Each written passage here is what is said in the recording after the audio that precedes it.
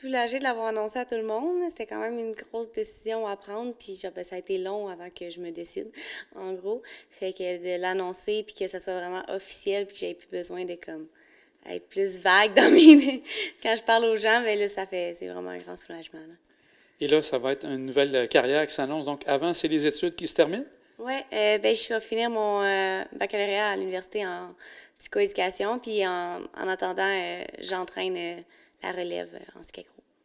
Ah oui, donc vous continuez. Vous avez combien de jeunes qui sont avec vous au niveau de, justement, l'entraînement? Ben là, ça dépend.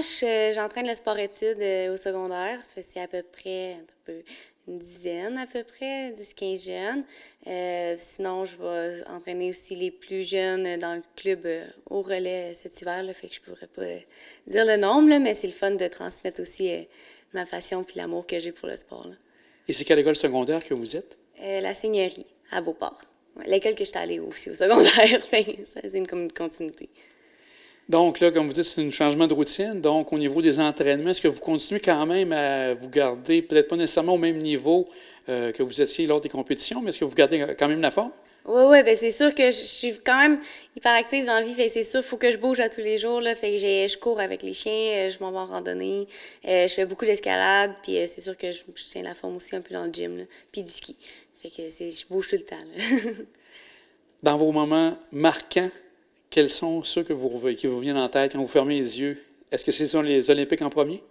Ben là, oui, c'était comme mon gros rêve, là. Fait que les Jeux olympiques, c'est vraiment un des gros moments marquants, là. Sinon, les championnats du monde, puis la fois que je suis arrivée huitième en Coupe du monde, c'est comme trois gros moments clés que ça va tout le temps être dans ma tête, là.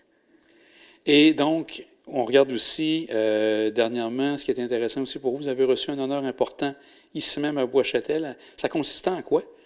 Ben, c'est une grosse reconnaissance, mais c'était une grosse surprise aussi, là. C'est une vitrine qu'ils m'ont faite à mon nom au centre sportif. Puis j'ai mon casque, puis j'ai des petits objets que j'ai mis dedans, puis que ma famille a mis dedans pour que je savais pas, là. Puis ça a vraiment été une belle honneur, puis une vraiment belle surprise de voir ça, là. J'étais vraiment émue. Ouais. Et ça s'est passé quand? C'était au mois d'octobre. Fait que c'était au gala sportif. C'était quand? C'était le À la fin? fin octobre. Ouais, fin octobre. Ouais. Maintenant, si on regarde, juste peut-être pour remémorer aux gens, vos tout débuts, ça a commencé vers quelle année vous avez vraiment eu la piqûre pour le ski acrobatique?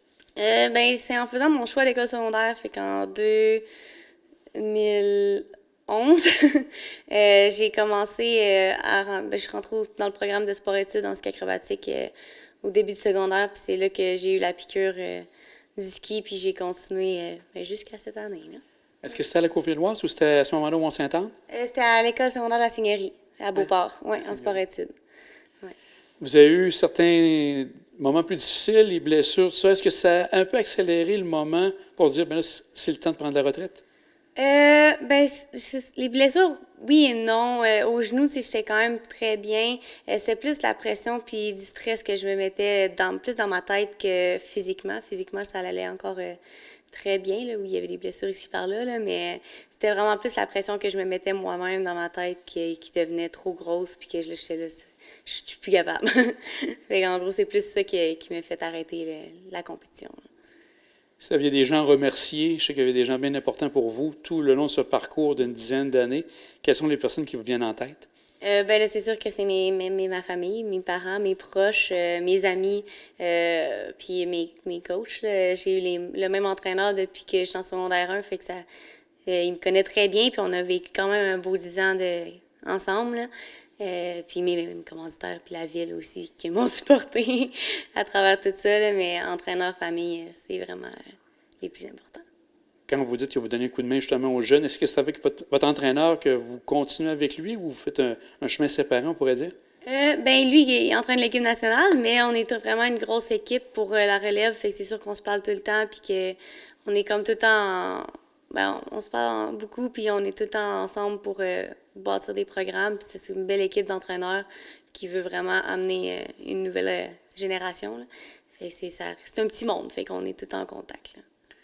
Naomi, on vous souhaite une belle après-carrière et que ça se passe bien et que vous ayez plein de projets encore pour les années à venir. Merci beaucoup.